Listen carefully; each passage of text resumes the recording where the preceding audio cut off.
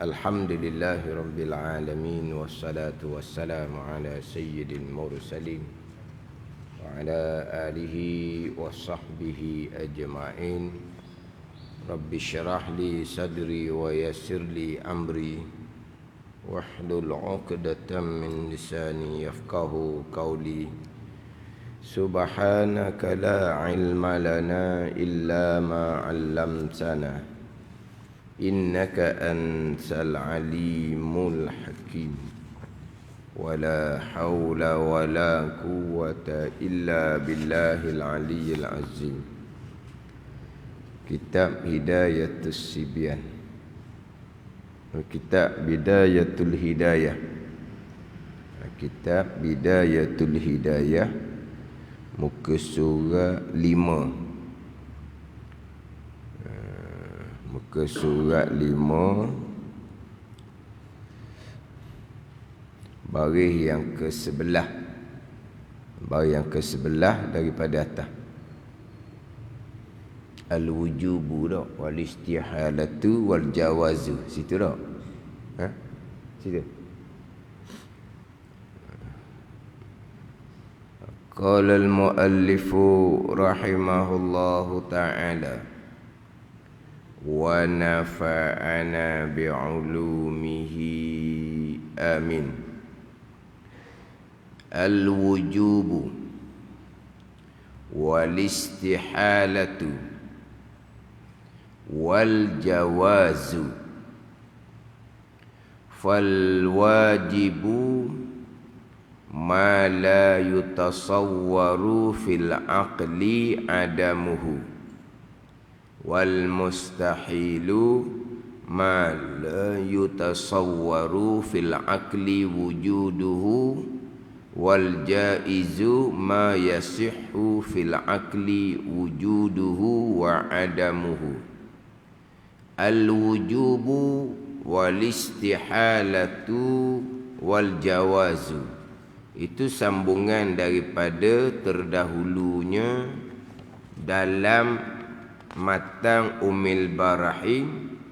I'lam annal hukmal aqliya yanhasiru fi salasati aqsamin. Itu di muka surat 3 terdahulu, hak dalam matan Ummul Barahim karangan Syekh Sanusi. I'lam annal hukmal aqliya yanhasiru fi salasati aqsamin. Ketahui olehmu bahawasanya hukum akal itu tersimpan ia pada 3 bahagian. Hukum akal ada 3 bahagian. Mana 3 bahagian ni?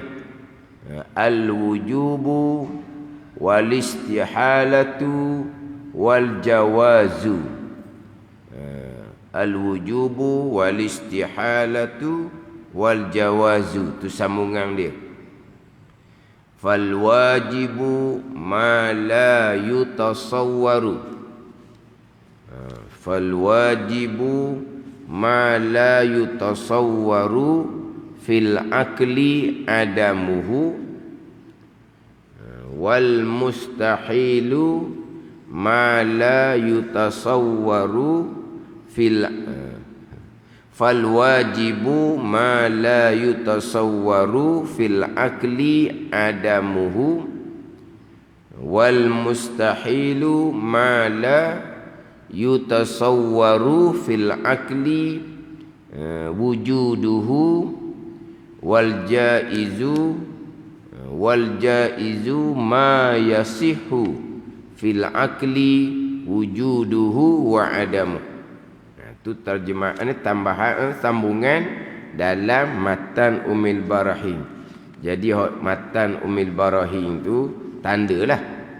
Tanda hak mana hak matan Ummul Barahim, manakah hak syarahan kitab Bidayatul Hidayah. Kemudian selepas daripada ni sambungan dia di muka surat,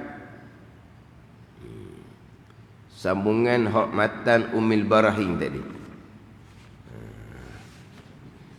Sambungan dia al-wujubu, al-wujudu, wal kidamu, wal baqa'u, atau sambungan dia. Lakoh ni. Sambungan dianya, famimma yajibu li maulana jalla wa azza isyruna sifatan. Muka surat 7 tu sambungan dia. Al-wujudu wa hiyal wujudu wal kidamu wal baqa'u wa mukhalafatuhu lil hawadith wa qiyamuhu bi nafsihi ay la yaftakiru ila mahallin wala ila mukhassisin. Itu dia punya hak matan Ummul Barahin. Kemudian barulah kita pergi kepada dia punya syarahan huraian dalam kitab Bidayatul Hidayah. Dia ada tandalah kurungan tu, tapi bukan kesemuanya hak ada dalam kurungan tu matan Ummul Barahin. Bukan semuanya hak matan Ummul Barahin hak ada dalam kurungan tu.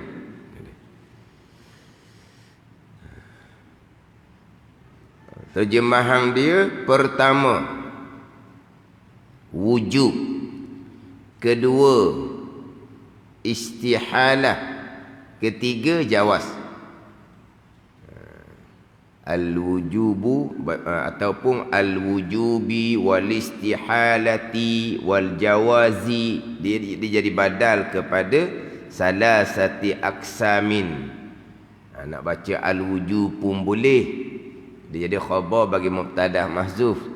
Kalau baca al-wujubi wal istihalati wal jawazi, dia jadi badal kepada kata salasati aksamin. Hukum akal tersimpan pada 3 bahagian. Mana 3 bahagian ni? Pertama wujud, kedua istihalah, ketiga jawaz. Ni dia panggil hukum akal. Ni dia panggil hukum akal. Wujud ni perkara wujud ni sungguh, kita kata. Istihalah ni dok. Jawaz ni terima sungguh, terima dok. Wujud ni sungguh, istihalah dok. Kemudian jawaz ni terima sungguh dan terima dok. Itu makna dia. Kemudian di hadapan tu, maka makna wajib tu pergi kepada barang yang dihukumkan oleh akal. Wajib ni simpan pula kena kepada perkara yang dihukum oleh akal. Hukum akalnya wujud tu lah, mesti sungguh. Mesti sungguh Allah ada. Allah bersifat dengan sifat wujud. Kemudian sifat wujud Allah dipanggil wajib, perkara yang dihukumkan oleh akal kata sungguh di Tuhan. Cuma kita ni kadang-kadang hukum akal mana? Wajib, mustahil, jaiz, harus. Yang harus. Dia wajib ni isim fa'il. Dia hukumnya wujud masdar tu. Mana apa wujud? Mesti, sungguh. Maknanya hukum akal. Akal nila. Perkara ni mesti, sungguh. Tak terima dok sama sekali. Itu dia panggil hukum akal. Mana perkara yang akal nila, perkara ni mesti sungguh. Contohnya sifat wujud, sifat kidam, sifat baqa. Itu sifat yang wajib bagi Allah. Mana apa wajib? Sifat yang kena kepada perkara yang dihukum oleh akal.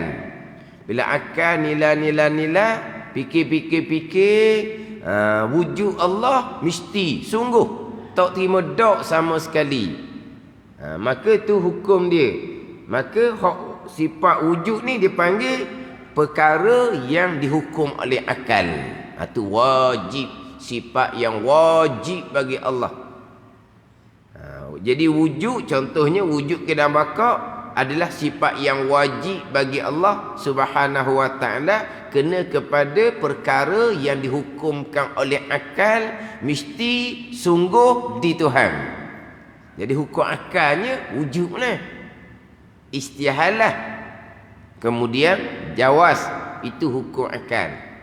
Wajib, mustahil, harus, ini kena kepada perkara yang dihukum oleh akal. Sebab tu sini dia kata maka makna wajib itu, maka bermula makna wajib itu barang yang ni kena kepada diri itu, diri perkara yang dihukumkan oleh akal mesti sungguh di Tuhan. Kena kepada barang. Kalau sini, kalau contoh wujud kok sifat, sifat yang tiada terima, tiada terupa, tiada tergambar pada akal, tiada terupa, tiada tergambar pada akal, atau tiada terupa atau tiada diterima pada akal, itu wajib.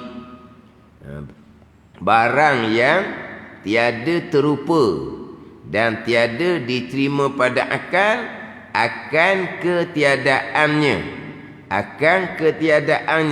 akan doknya.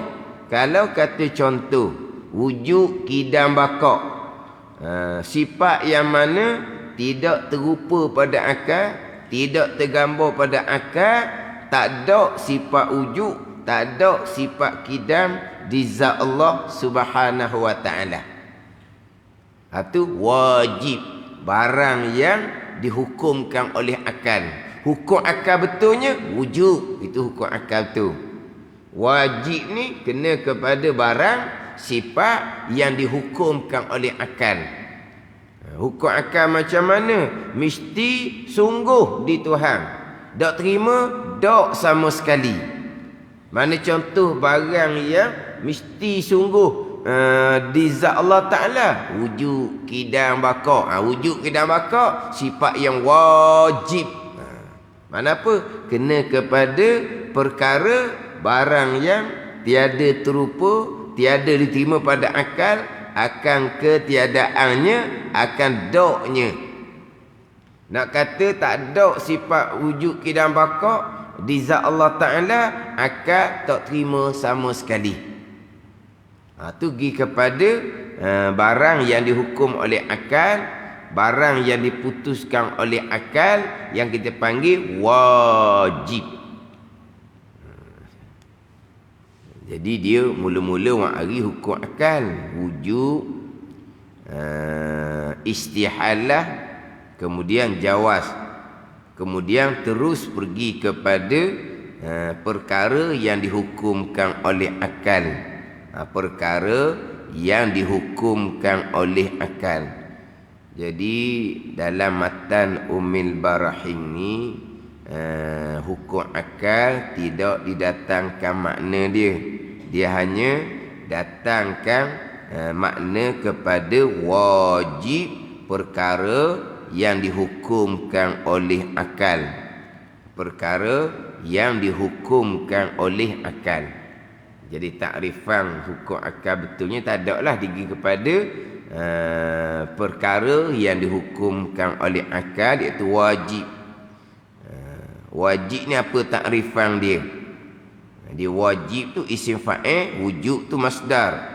Wajaba yajibu wujuban, fahuwa wajibun. Itu isim fa'il. Wajib tu isim fa'il. Maknanya kena kepada barang perkara yang dihukumkan oleh akal.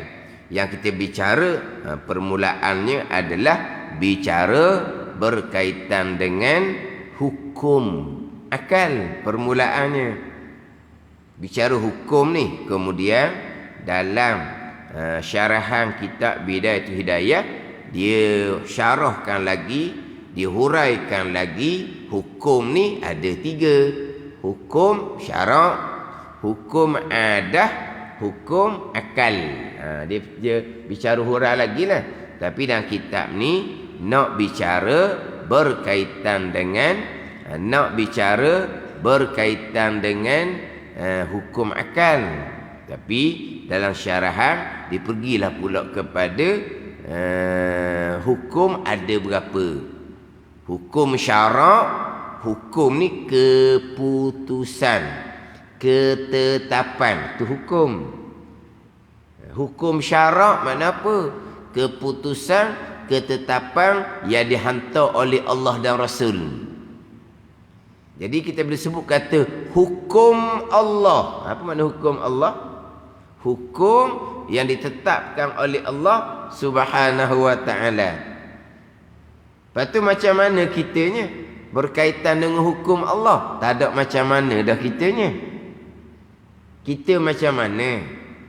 Pandangan kita, penerimaan kita berkaitan dengan hukum Allah. Berkaitan dengan hukum Allah, kata tak ada pandangan dah. Sebab itu ketetapan Allah. Kalau tanya pula pandangan kita, hebat kitanya. Hukum Allah, ketetapan Allah, macam mana pandangan kita? Kalaulah katalah ketetapan keputusan ni mak ayah kita. Kita sebagai anak, macam mana pandangan kamu? Dengar di mak ayah marah dah tu, oh ada bincang pula ke bawah. Jadi hak mak ayah tetapkan ni begitulah.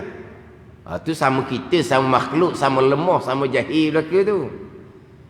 Tapi dengar dia atas, dengar di mak ayah, oh anak duduk berbincang berkaitan dengan hukum, keputusan, ketetapan ibu bapa.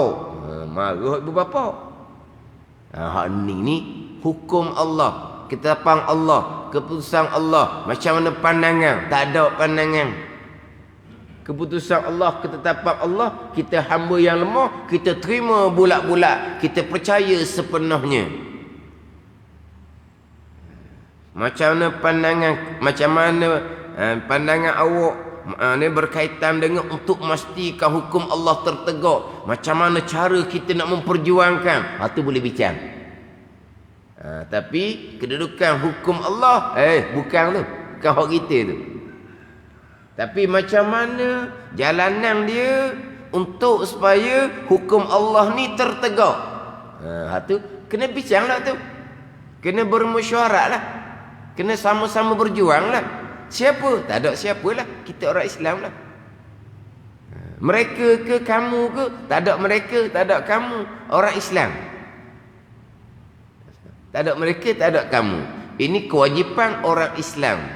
Memperjuangkan untuk menegakkan hukum mana apa? Keputusan, ketetapan daripada Allah dan Rasul. Ini kewajipan atas masing-masing. Bukan siapa-siapa. Jangan pula kita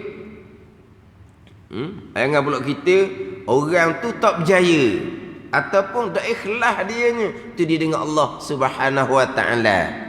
Dia akan dipersoalkan di hari akhirat. Kenapa kamu berjuang untuk menegakkan agama Allah, kamu tidak ikhlas? Dipersoal di hari akhirat. Kita macam mana pula? Kita dipersoalkan atas diri kita pula. Orang kita tak tahu. Hati orang kita tak tahu. Jangan kita tidak memperjuangkan. Satu dah, kita akan dipersoal di hari akhirat. Kita pergi tahmah pula niat orang hak nak memperjuangkan supaya agama Allah tertegak. Ini berkaitan hukum dipanggil. Hukum syarak, hukum Allah dan Rasul. Apa makna hukum? Hukum ni jadi bahasa Malaysia. Dia asalnya bahasa Arab. Hukum ni keputusan, ketetapan. Lepas tu macam mana kita? Kita sebagai orang Islam terima bulat-bulat akan sekalian hukum Allah. Kita sebagai orang yang beriman, hati percaya sepenuhnya dengan hukum, keputusan dan ketetapan Allah Subhanahu wa ta'ala. Kalau kita begitu begini hukum Allah Subhanahu wa taala, hebat kita lah daripada Allah Subhanahu wa taala. Itu hukum. Dipanggil hukum syarak, hukum yang dihantarkan oleh Allah dan Rasul. Kemudian hukum adah, hak kita bicara 2 minggu turut dah, hak berkaitan dengan hukum adah. Dipanggil hukum adiyun, hukum yang dibangsakan kepada adah. Apa makna? Hukum yang keputusan yang kita ambil itu adalah kira kepada yang berlaku berulang-ulang, yang kita panggil hak duk berlaku sama-sama. Maka adah hak berlaku sama-sama tu kita pun menetapkan. Hak contoh saya sebut sebelum ni nya, makan banyak. Ada hak berlaku berulang-ulangnya kenyang. Jadi makan banyak wajib kenyang. Wajib apa tu? Wajib adah. Mesti kenyang, pasti kenyang bila makan banyak. Itu hukum adah. Tapi hukum adah disebut dalam kitab ni, dalam kitab Bidayatul Hidayah. Hukum adah tiap bekah sama sekali. Jadi kenyang tu balik pada hukum syarak lah. Hukum syaraknya segala-gala perkara berlaku datang daripada qada dan qadar Allah Subhanahu wa taala. Tu pegangnya hukum syarak. Dan tadi cakap tadi tu, makan banyak wajib kenyang, mesti kenyang, pasti kenyang, itu hukum adah. Salah cakap gitu? Tak ada salahnya, hukum adah. Pegangan hukum syarak. Tu balik pada rukun iman yang ke-6 lah pula sekalian qada dan qadar. Makan sedikit harus kenyang. Berapa kata harus je? Boleh jadi kenyang, boleh terkadang kenyang cukup, terkadang tak kenyang tak cukup. Jadi makan sedikit harus kenyang. Boleh jadi kenyang, boleh jadi tak kenyang, tu harus. Diterima kedua-dua belah. Dok makan mustahil kenyang. Dok makan mustahil kenyang, wajib lapar. Mesti lapar kalau tak makan. Mustahil kenyang. Tapi lapar ke, kenyang ke, bukan kata nasi itu yang bekah. Tak. Jadi lapar. Adahnya kerana kita tak makan. Pegangan kitanya lapar tu qada dan qadar Allah, tu hukum syarak. Jadi yang kita banyak duk cakap harian tu, itu cakap adah jua, cakap asbab jua, itu bukan pegangan. Kalau kita cakap harian, cakap asbab lagi tu. Orang buat kerja buat begitu begini, begitu begini. Kalau buat begini jadi begini, kalau tidak begitu begini, itu semua tu dipanggil cakap adah sahaja, cakap asbab sahaja. Dia panggil istihalah. Dia panggil isnad majazi, dia panggil isnad majazi. Sanda sementara kepada asbab zahir.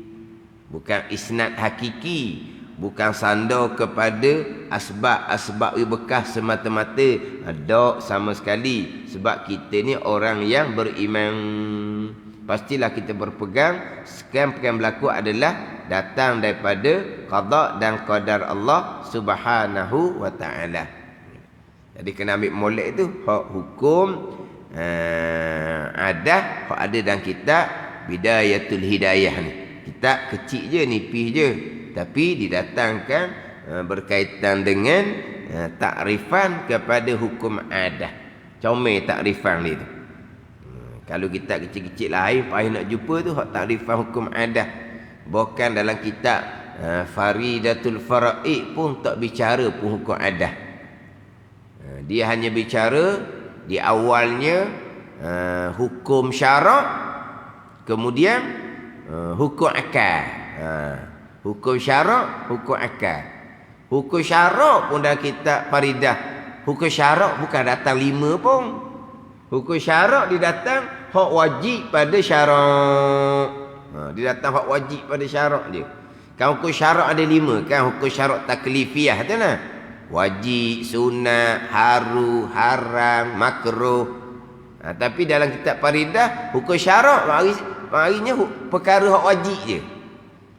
Tak cukup 5 hukum syarak, terus pergi kepada hukum akal ada 3. Hukum adah tidak didatangkan.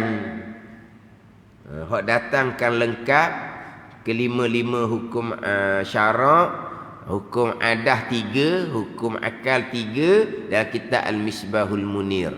Ada kitab Al-Misbahul Munir boleh didatangkan lengkap. Hukum syarak 5 perkara, hukum adah 5, hukum akal ni dalam matan Umi Barahim ni adalah. Jadi tapi dalam Al-Misbahul Munir tak ada lah takrifan sebagaimana takrifan hukum adah dalam kitab Bidayatul Hidayah. Jadi dalam kitab Bidayatul Hidayah tanda molek. Apa dia? Takrifan hukum adah isbatur rabti baina amrin wa amrin wujudan aw adaman biwasitati tikrar ma'a sihhati takhallufi wa adami ta'siri ahadihima fil akhari albattata. Wa adami ta'siri ahadihima fil akhar albattata. Ta'i bekah sama sekali. Ni pegangan. Ta'i bekah sama sekali. Serta sah bersalahan, boleh berlaku sebaliknya. Boleh berlaku sebaliknya. Walaupun hak sebaliknya tak pernah jumpa di kita sekalipun, boleh. Makan banyak, sepinggang, tak rasa apa pun, boleh jadi. Tak pernah jumpa, dengar cerita je, tak kira lah. Tapi hukum adah ni dia tak mati. Mana mesti kenyang. Boleh tak berlaku sebaliknya? Boleh. Dia beza dengan hukum akal. Hukum akal, sifat ni mesti di Tuhan. Perkara ni perkara yang mesti di akal. Contohnya, boleh terima sebalik, tak terima, putus. Hukum akal dia putus. Hukum akal dia putus. Perkara ni mesti. Kalau sebaliknya, mustahil pada akal. Boleh berlaku tak sebalik? Tak boleh. Hukum akal dia mati, putus. Hukum adah ni dia boleh menyalahi. Menyalahi itu dia panggil perkara yang mencari adah. Hak mencari adah dalam kitab bila dia akan datanglah perkara yang mencari adah ada 8. Dengan mukjizatnya, dengan irhasnya, dengan karamahnya, dengan maunahnya, ihanah, sihir, istidraj, su'uzah. Dia ada 8 perkara yang menyalahi adah. 4 yang sebenar, 4 yang tak sebenar, 4 yang sesat. Dia ada dalam kitab Bidayatul Hidayah ni hak perkara yang menyalahi adah. Jadi mukjizat menyalahi adah. Tu kata adah boleh berlaku sebaliknya. Contohnya mukjizat, contohnya karamah. Jadi dia pun nak masuk baliklah kepada hak matan Ummul Barahim, pembicaraan berkaitan dengan hukum akal, wujud, istihalah, kemudian jawaz. Kemudian kita ni kalau tak boleh nak beza antara wujud dengan wajib, istihalah dengan mustahil, jawaz dengan jaiz, itu kadang-kadang istilah je lah. Tak apa boleh beza kita, tak apa. Cuma kalau kita mengaji betul benar, nampaklah situnya tak kemah. Hukum akal dengan barang yang dihukumkan oleh akal. Hukum akal ni akan menilai perkara ni mesti. Tu hukum akal, wujud. Kemudian barang yang dinilai oleh akal tu kata mesti tu wajib dia panggil. Dia wujud wajib. Istihalah mustahil. Jawaz jaiz. Dia masdar dengan sifat ain belaka tu. Wajaba yajibu wujuban fahuwa wajibun. Istahala yastahilu istihalatan fahuwa mustahilun. Isim ini masdar dengan isim fa'il. Tapi didatangkan apa dia takrif wajib. Takrif wajib. Dia wajib ni dia mustaq kepada hak wujud tu. Jadi didatangkan hak mustaq kepada perkara yang wajib sahaja. Sebab apa? Sebab wujud ni sudah masuk dalam al-wajib tu sendiri. Lepas tu didatangkan. Sebab dalam matan Ummul Barahim, al-wujubu wal istihalatu wal jawazu, itu dia hukum akal. Takrifnya pergi kepada barang yang dihukumkan oleh akal. Sebab apa? Berlaziman dua ni. Berlaziman dua ni antara hukum akal dengan barang yang dihukumkan oleh akal. Jadi dia pergi kepada barang yang dihukumkan oleh akal. Mana? Wujud, kidam, baqa'. Itu barang yang dihukumkan oleh akal. Wujud, kidam, baqa' ni kalau hukum dia mesti di Tuhan. Itu hukum dia. Kalau kata adam, itu hukum barang yang diputuskan oleh akal. Mana? Perkara yang akal tak terima. Nak kata sungguh di Tuhan, mustahil. Adam, hukumnya adam tak sama sekali di Tuhan. Itu dia panggil istihalah. Jadi adam ni tak ada. Hudus ni baharu adalah barang yang diputuskan oleh akal tak sama sekali di Tuhan. Jadi hukumnya istihalah lah. Apa istihalah? Adam Allah tak sama sekali, baharu Allah tak sama sekali. Itu dia panggil hukum akal. Cuma kita tukar antara hukum akal dengan barang yang diputuskan oleh akal tadi tu, mana kurang kemah gitu je lah. Dia tak payah duk balas sangat perkara ni. Antara istilah je kadang-kadang. Istilah. Dalam matan Ummul Barahim pun, daripada hukum akal terus pindah kepada takrif kepada barang yang dihukumkan oleh akal. Bukan didatangkan takrif hukum akal, didatangkan takrif pengenalan barang yang dihukumkan oleh akal, wajib, mustahil, kemudian jaiz, barang yang dihukumkan oleh akal. Maka makna wajib itu iaitu barang yang kena kepada perkara yang dihukumkan oleh akal. Barang yang tiada terupa atau tiada diterima akal. Akal fikiran kita. Akan ketiadaannya, akan doknya. Nak kata wujud kidam baqa' dok di Tuhan. Akal dok terima sama sekali.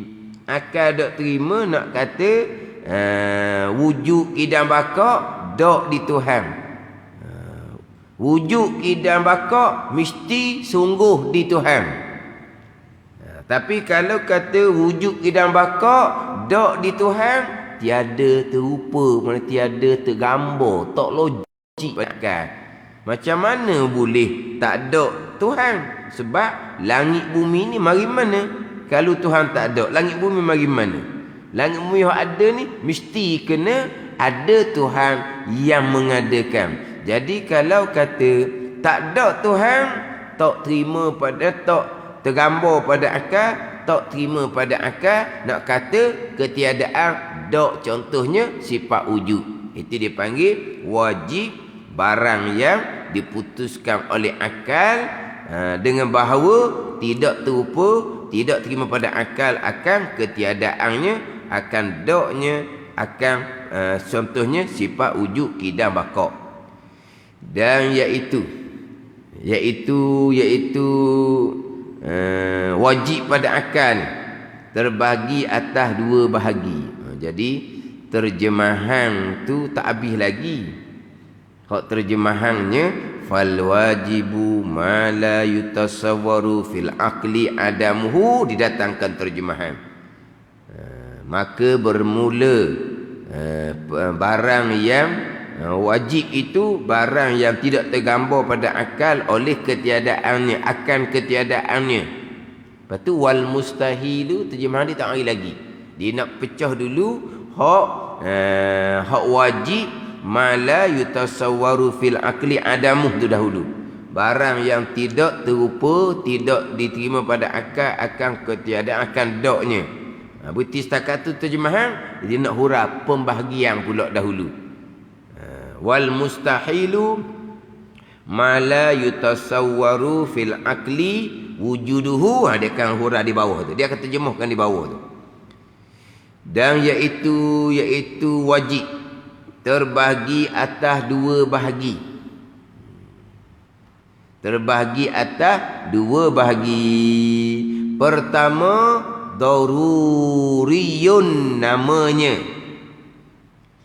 Kemudian di bawah tu kedua nazariyun namanya.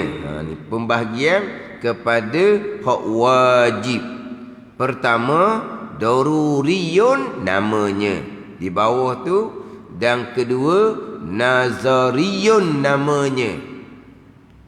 Jadi namanya tu berbelakang tau. Sedap juga bunyi ayat. Pertama namanya daruri. Kalau kita kalau kita nah. Sekarang ni wajib ni ada dua bahagian. Hak perkara yang diputuskan oleh akal, yang mana akal tak terima nak kata ketiadaannya. Jadi hak perkara yang seumpama ni ada dua bahagian. Daruriyun namanya. Kita tak apalah, ni bahasa kita.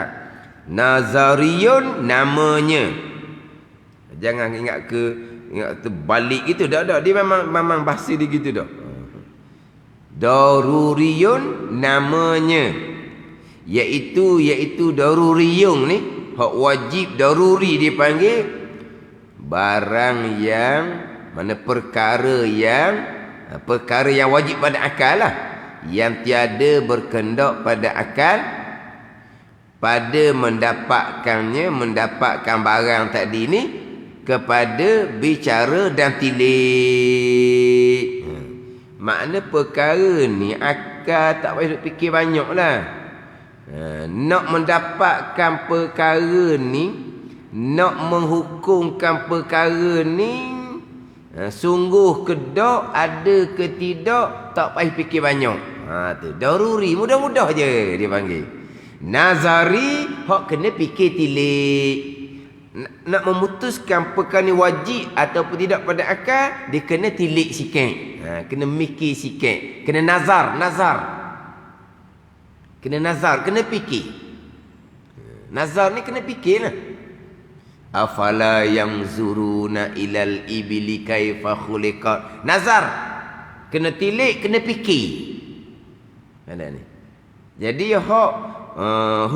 perkara yang dihukumkan oleh akal ni, wajib pada akal ni, ada hak perkara ni perkara yang daruri je. Abang ni mudah-mudah je. Mudah-mudah. Dengan bahawa tiada berkehendak pada akal pada mendapatkannya, pada mendapatkan barang ni kepada bicara dan tilik. Tak payah fikir panjang, tak payah renung. Nak dapatkan, nak menghukumkan perkara ni sungguh kedak, wajib ke mustahil contohnya. Daruri sahaja, mudah-mudah je. Darurah. Dia darurah kalau kita pekoh tu gak hak tersepit tu nah darurah. Hak pekoh kitanya dalam keadaan darurah, perkara yang asalnya haram kita makan, jadi boleh makan. Tu contoh darurah dipanggil. Ni darurah, ni daruri ni mudah-mudah. Mudah-mudah. Tak payah fikir banyak dia panggil. Daruri, mudah-mudah. Ni sebagai contoh lah, sebagai contoh. Kalau kita mengaji dalam kitab berkaitan dengan agama, ada agama ni perkara yang maklumun fid dini bid darurah dipanggil. Perkara yang diketahui pada agama secara darurah dipanggil. Secara darurah. Apa makna perkara agama yang diketahui secara darurah? Dengan bahawa tak payah ngaji banyak, tahu perkara ni. Tu dia panggil perkara agama yang diketahui secara darurah. Sebab perkara agama yang disampaikan oleh Nabi 23 tahun ni banyak. Dalam banyak-banyak perkara agama tu ada hak kalau buat bandingan lah, buat bandingan ada hak besar perkara tu. Maknanya daripada jauh kita nampak dah perkara tu. Ada perkara tu dia kecil sikit. Maknanya jauh-jauh tak nampak, dia kena pergi dekat sikit baru nampak. Buat bandingan dia gitu nah. Jadi dalam perkara agama ni ada perkara yang tak ngaji banyak tahu dah. Itu hak Nabi bawa. Ada perkara agama memang hak Nabi bawa. Ijma' ulama. Tetapi terkadang kita tak ngaji banyak ni tak tahu pun. Tahu-tahu pula kemudian. Tahu kemudian pula Allah banyak sangat lagi hak kita tak tahu. Hak halus-halus tu. Tapi ada perkara agama yang diketahui secara daruri, dia panggil, secara mudah-mudah je. Semua tahu belaka. Semayang wajib, orang tahu belaka. Puasa wajib, orang tahu belaka. Orang kanak-kanak pun tahu. Orang kafir pun tahu. Orang Islam ni wajib semayang, orang Islam ni wajib puasa. Dia panggil perkara diketahui secara darurah. Adanya malaikat, orang tahu belaka. Berlakunya kiamat, orang tahu belaka. Benda ni adanya perhitungan dibangkitkan kembali, orang tahu belaka. Hak ni hak perkara besar-besar seumpama ni lah. Kalaulah kita sebagai orang Islam tidak terima, maka terbatal agama. Sebab sebagai orang Islam, bila hukum tu hukum Allah, kena terima bulat-bulat. Kena terima bulat-bulat tu sebagai orang Islam. Terima tanpa kira bicara terima, sebab tu hukum Allah. Tapi kita nak terima perkara agama ni, kena tahu perkara tu baru boleh terima. Hak mana ni? Hak perkara yang diketahui pada agama secara daruri, dia panggil. Hak ni, hak secara daruri ni. Tak terima hak ni, batal Islam. Tadilah semayang wajib orang tahu belaka. Dia tak terima Dia kata semayang tak wajib. Sebab apa? Sebab dia dengan Tuhan rapat dah. Tu contoh. Murtad lalu dah. Puasa tak wajib. Murtad lalu dah. Malaikat-malaikat ni cerita dongeng je. Kafir lalu dah. Mana ada kiamat-kiamatnya? Kafir lalu dah. Sebab apa? Dia tak terima perkara agama yang diketahui secara latah, dia panggil. Secara darurah ni, secara latah, secara jelas. Perkara ni orang tahu belaka ni perkara agama Allah ni. Orang Islam kena terima, orang beriman kena percaya sepenuhnya akan sekalian perkara agama yang datang oleh Nabi sallallahu alaihi wasallam. Sekalian mana ni? Sekalian perkara agama yang diketahui secara darurah, dia panggil. Secara daruri, secara mudah-mudah, hak besar-besar, tak mengaji banyak pun boleh tahu, tiba-tiba tak terima. Batal. Batal Islam. Hati tak percaya, batal iman. Dia gitu. Dipanggil maklumun fid dini bid darurah, dia panggil. Perkara yang diketahui pada agama secara daruri, secara mudah-mudah. Sebab ini perkara besar sangat. Tapi perkara agama Allah ni banyak. Sebagian besarnya kita tak tahu sebab kita tak ngaji banyak. Jadi hak lain-lain tu kita tak terima. Kemudian baru tahu itu perkara yang datang dari Nabi sallallahu alaihi wasallam. Tengok perkara apa pula situnya. Dosa ke tak berdosa kita tu habaq lain pula. Ini kalau cerita bah Islam tu. Islam kena terima sekalian perkara agama yang diketahui secara darurah. Apa darurah? Ini darurah. Daruri. Mudah-mudah. Tu hak bab hukum Allah ni, hak daruri. Ni bab akal nak cerita ni. Ada perkara yang mana akal nak menetapkan hukum, sama ada sungguh ke tak, sama ada ke tak ada. Ni tak payah fikir banyak. Dia panggil wajib akal daruri. Yang kedua di bawah tu wajib akal nazari. Nazar ni dia kena fikir tilik, kena duduk sekejap, kena mikir sekejap, kena renung sekejap, barulah boleh mendapatkan hukum, barulah boleh menetapkan dari segi akalnya macam mana.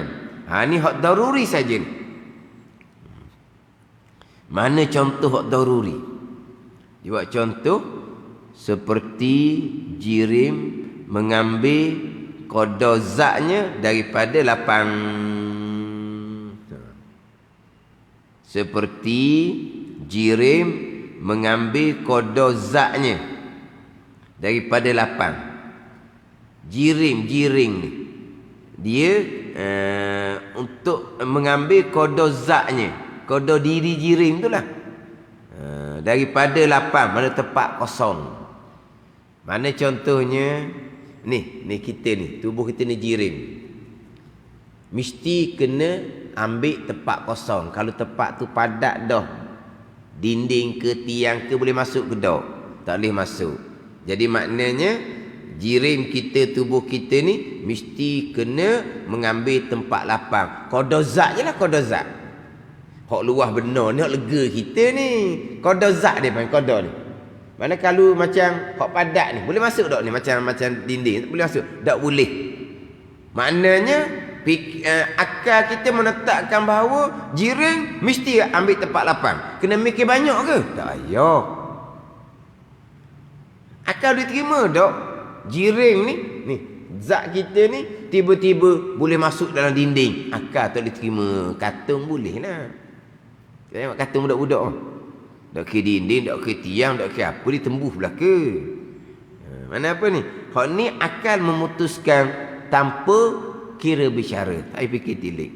Memanglah benda yang berbentuk macam kita ni, jirim kita ni, mesti kena ambil tempat lapang, tempat kosong.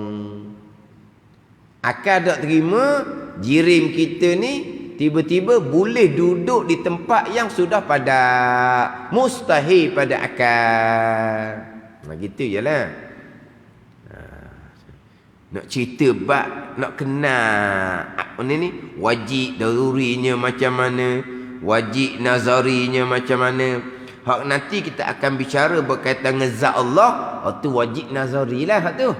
Tu kena fikir tilik lah. Ada Allah, wajib pada akal, nazari, kena fikir tilik. Tak fikir tilik tak jumpa. Fikir tilik dah pun dia jumpa hak lain. Cerdik punya manusia, fikir tilik, hak lain Tuhan dia je. Maknanya hak berkait dengan pembicaraan sifat Allah ni wajib akal nazari, kena fikir tilik. Ni dia peluah je ni. Dia peluah. Sebab apa? Ni syarahan huraian. Gitulah. Kalau kita belajar kitab-kitab rekah macam kitab Faridah, ada duk cerita ni. Daruri ke, nazari ke, tak cerita. Ni hak fardu kifayah belaka ni. Ni hak fardu kifayah. Tapi fardu bukan sunat. Fardu. Bukan perkara sunat. Cuma fardu kifayah. Tak tahu tak berdosa. Tapi kalau tahu pahala wajib, bukan pahala sunat. Dan makna jirim. Dia buat mana jirim pula. Itu ni panggil syarahan ni. Dia satu. Lepas tu dia balik pula kepada tajuk. Sekarang wajib pada akal. Dia pergi pula bahagian. Daruri, nazari. Daruri ni apa pengertian dia? Datang contoh dia punya daruri dia. Jiring mengambil lapang. Apa dia jiring? Jadi lagi Lepas tu balik semula. Keduanya nazari. Dia gitulah. Kitab sama, orang mengajar pun sama. Ada orang mengajar pun sama. Dia bicara satu hal, dia pun tarik. Dia pun tarik. Dia pun tarik. Apa dia ni? Dia panggil apa ni? Istitrak dia panggil. Sambilang ni. Tapi jangan lupa umbi. Lupa umbi pening lah. Tadi tajuk apa? Tu peningnya tu lupa umbi dia panggil. Dia kena balik semula. Ni kitab dah apalah. Umbinya wajib akal ada dua. Sekarang ni bicara mana ni? Hak pertama baru ni. Lepas tu pergi pada jiring, tak harus jiring. Nanti dulu. Lepas tu yang kedua, dia akan ada bawah tu. Dak tinggal. Dak kitab. Senang kitab ni. Kalau orang ngajar, dia hurah kat tu, naik kat tu. Orang kita tanya pula hak benda-benda hak keluar daripada tajuk tapi ada kaitan dia. Ada kaitan. Dia mengajar ni tak boleh nak tukar tajuk tiba-tiba. Kata ni mana ni? Tukar stesen ni. Mana ni?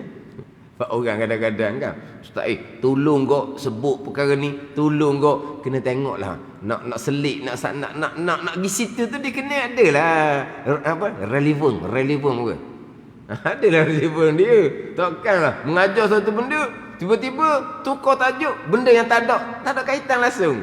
Ni orang dengar. Jadi kata kalau nak sebut tu kena tunggulah. Mungkin minggu ni tak boleh lagi, mungkin tengok apabila boleh kait je. Gitulah. Orang ni kadang-kadang kita mitok tadok pun di situ. Tunggulah dulu. Sebab apa? Sebab nak setuh tu biar kena ada dia punya relevan dia, ada kait dia. Ada kaitan dia.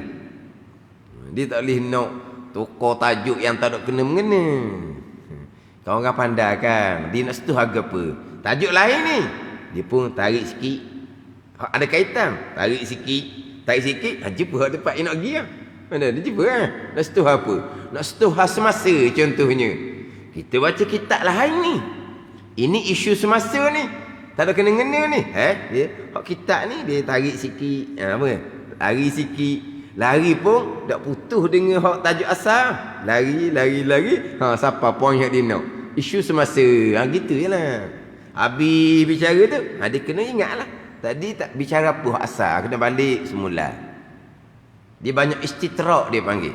Istitrak ni mendatang satu perkara yang bukan pada tempat dia. Tetapi ada munasabah dia. Ada kaitan, ada relevan dia. Macam sini lah. Tiba-tiba tengok, mari pula ada jiring. Jiring ni nak cerita hak contoh tadi je. Bicara bab wajib daruri ni contohnya apa? Jiring mengambil lapang. Jiringnya apa? Jadi dia lagi tu lah. Apa dia jiring? Jirim ke, jisim ke, arak ke, ini istilah ilmu belaka ni. Maknanya kita ngaji betul benar ni kena ambil tahu jugalah sikit-sikit. Kena ambil tahu juga. Kena ambil tahu koda-koda lah. Tapi ini semua dipanggil istilah ilmu belaka ni. Istilah ilmu. Jirim ni apa ni? Tadi dia kata contoh jirim mengambil lapang. Jirim mengambil jirim mengambil kodozaknya daripada lapang. Kodozak jirim tu lah. Jirimnya apa pula? Dan makna jirim itu iaitu tiap-tiap sesuatu. Tiap-tiap sesuatu, tiap-tiap kita kata tiap-tiap benda lah. Tiap-tiap perkara yang memenuh lapang. Seperti batu dan kayu dan jasad sekalian binatang. Hak tu benda yang kalau kita kata benda yang memenuh lapang ni, mana benda yang bertokor lah kita panggil. Benda yang bertokor. Mana benda yang bertokor pun bertokor macam kita ni lah. Dia panggil jirim yang kasif dia panggil. Jirim yang tebak yang apa? Sebab macam malaikat pun berjirim juga. Berjisim juga malaikat ni. Tapi dia panggil jirim jisim yang latif, yang halus. Mana apa jirim yang halus ni? Halus jirim malaikah ni dia boleh menembusi walaupun tempat yang padat. Boleh menembusi walaupun tempat yang padat. Malaikat tutup macam mana pun boleh mari. Sebab apa? Kan malaikat pun berbentuk macam kita juga kan. Sebab tu malaikat ni dia besar. Boleh sebut besar. Sebab apa? Sebab dia berbentuk juga. Tapi dia panggil apa? Latif, halus. Halus ni maknanya dia boleh tempat-tempat yang padat boleh gi. Dia macam latif, macam roh kita tu lah. Latif lah tu. Maknanya malaikat cabut roh kita, walaupun kita berada di tempat yang tertutup, macam mana malaikat boleh mengeluarkan roh kita? Sebab latif, halus. Boleh menembusi walaupun tempat yang padat, contoh dinding. Jirim kita kasih dia panggil. Kasih ni apa panggil apa? Latif ni halus. Kasih ni kasar lah gitu tau. Jirim macam kita ni lah. Hak ni dia kena mengambil tempat lapang yang memenuhkan lapang. Hak ni kita. Contohnya seperti kayu, batu, jasad sekalian binatang. Saya dah sebut tadi hak jisim. Satunya jirim, satunya jisim. Jirim satu, jauhar tu sama makna je lah. Dia jirim, jisim. Dia jirim ni benda yang bertokor, benda yang berbentuk, walaupun tersangat halus, yang tidak boleh dibahagi dua, macam kumang contohnya. Jirim tu, jirim dipanggil. Benda yang halus, yang tak nampak malaikat kita kena tengok hak pembesar hak nampak tu lah. Dia panggil apa? Jirim pirik dipanggil, halus. Hak besar macam kita ni, ni hak jirim yang besar lah dipanggil. Makna jirim ni hak halus pun boleh panggil jirim, hak kasar besar macam kita boleh panggil jirim. Bukan nanti besar macam kita, maknanya boleh dibahagi dua. Halus juga tapi boleh bahagi dua. Satu lagi halus sangat tak boleh bagi dua. Kumang boleh bagi dua. Wallahu a'lam lah, kita letak gitu je lah. Dia panggil apa tu? Jirim pirik dia panggil. Jadi hak halus pun panggil jirim, hak besar boleh bahagi pun panggil jirim. Berbeza dengan jisim. Jisim, hak halus tu tak boleh panggil jisim. Hak boleh dibahagi tu baru boleh panggil jisim. Jadi jirim jisim ni samalah, cuma dia panggil umum khusus gitu je lah. Jirim ni halus sangat-sangat boleh panggil, hak besar boleh panggil. Jisim hak halus tak boleh panggil. Dia boleh panggil hak besar je. Jadi kalau macam kita ni, jirim boleh panggil, jisim boleh panggil. Malaikat jirim boleh panggil, jisim boleh panggil. Panggil apa? Qalam, arash, jirim boleh panggil, jisim boleh panggil. Hak kumang boleh panggil jirim je. Jisim tak boleh panggil, sebab dia tak boleh dibahagi dua. Mana jirim, jisim ni kalau kira samalah, cuma umur khusus je. Umur khusus. Mana pun umur khusus. Jirim umum, hak halus macam kumang pun boleh panggil jirim, hak besar daripada tu lagilah boleh panggil jirim. Jisim hak halus macam kumang tak boleh panggil jisim. Jisim kumang tak boleh panggil. Ada pun hak besar macam tubuh kita, kayu, batu boleh panggil jisim. Hak jirim kumang boleh panggil jirim, sama telah hak besar. Itu je lah beza antara jirim dengan jisim. Kemudian jirim dengan jauhar tu sama je lah. Jirim, jauhar tu sama. Cuma hak khususnya adalah jisim. Sebab kalau kita mengaji macam malaikah, jismun latifun nuraniyun dalam kitab. Jisim yang halus yang dijadikan daripada nur. Kalau kata qalam, hak dah kitab lah. Kalau kata qalam, jismun azimun nuraniyun. Jisim yang besar yang dijadikan daripada cahaya. Macam arash gitu juga. Arash jismun azimun nuraniyun. Jisim yang besar yang dijadikan daripada nur. Apa dia jisim ni? Jisim ni benda yang boleh dibahagi. Besar lah.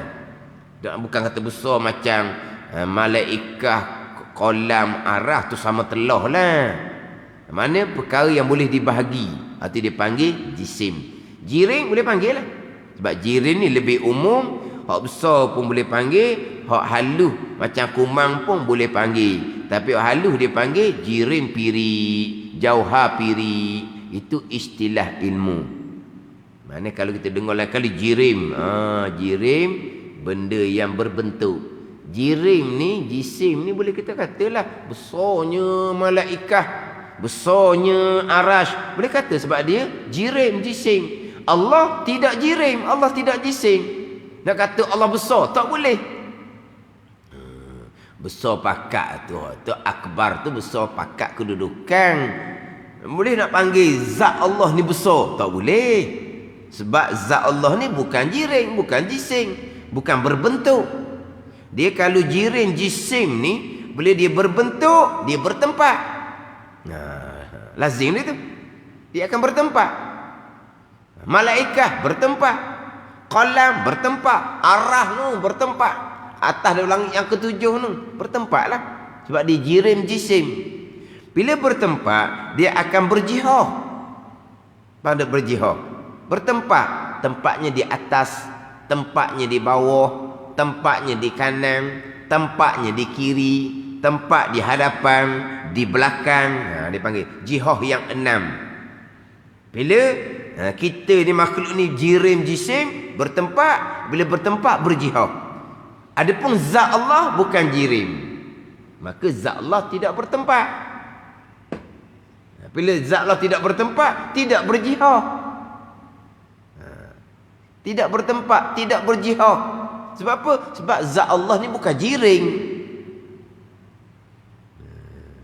Hak jirim barulah bertempat, barulah berjihad. Tiap-tiap yang ada mesti bertempat. Tidak bertempat maka tak ada lah. Itu jirim jising.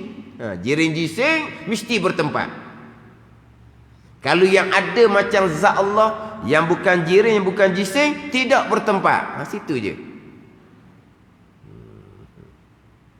Bila tidak bertempat, tak timbul lah. Atas ke, dekat ke, jauh ke, tak timbul lah. Allah dekat. Wa nahnu aqrabu ilaihi min hablil warid. Kami lebih hampir kepada orang merih lagi ni. Lebih hampir ni, dekat. Tak. Tempat seumpama tu jiring. Wa huwa ma'akum aina ma kuntum. Dan ia Allah bersama dengan kamu di mana kamu berada. Bersama ni, duduk dekat dengan kita. Itu bertempat tu jiring. Allah bukan jiring. Patut ayat Quran kata hampir tu. Ayat Quran kata bersama tu. Balik kepada huraian ahli sunnah wal jamaah. Salahnya macam mana, khalahnya macam mana, dia panggil ayat mutasyabihah. Orang terpesong ni dia hanya baca seayat aje. Istiwa alal arsh, summa stawa alal arsh. Kemudian istiwa Allah atas arah. Allah duduk atas arah. Dia ambil itu. Lepas tu Allah hampir nak buat mana pula? Allah bersama nak buat mana pula? Lepas tu macam mana tu? Ayat istiwa atas arah, ayat hampir, ayat Allah bersama. Ni kena balik kepada huraian ulama ahli sunnah wal jamaah.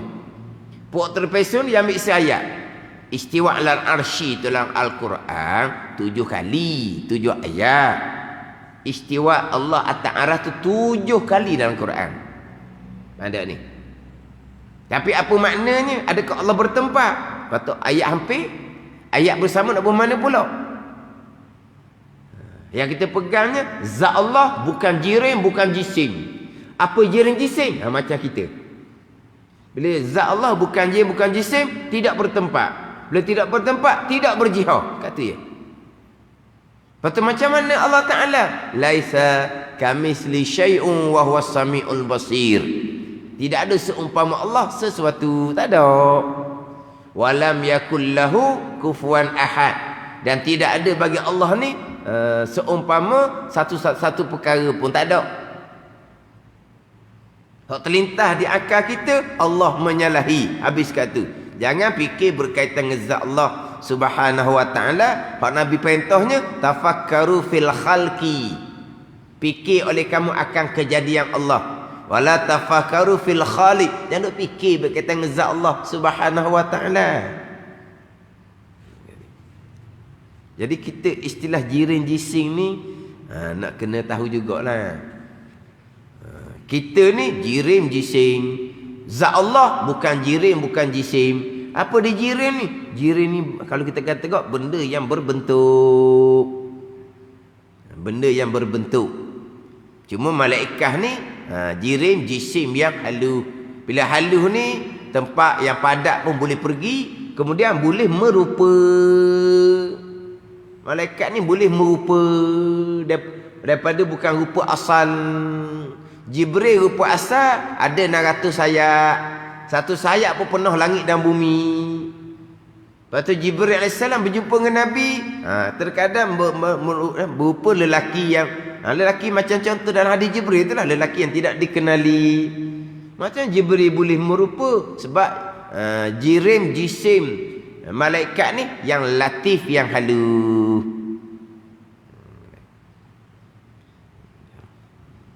Adapun jirim jisim kita, jirim jisim yang kasih dia panggil. Berbentuk macam kita ni kena ambil tempat lapar, mesti kena ada tempat, kemudian ada jihad. Adapun zat Allah bukan jirim, bukan jisim. Jadi macam istilah-istilah ni tandalah jirim-jirimnya apa gitu. Sini bukan tajuk bicara jirim ni, bicara hak wajib akal ni. Wajib akal, hak daruri, hak mudah-mudah.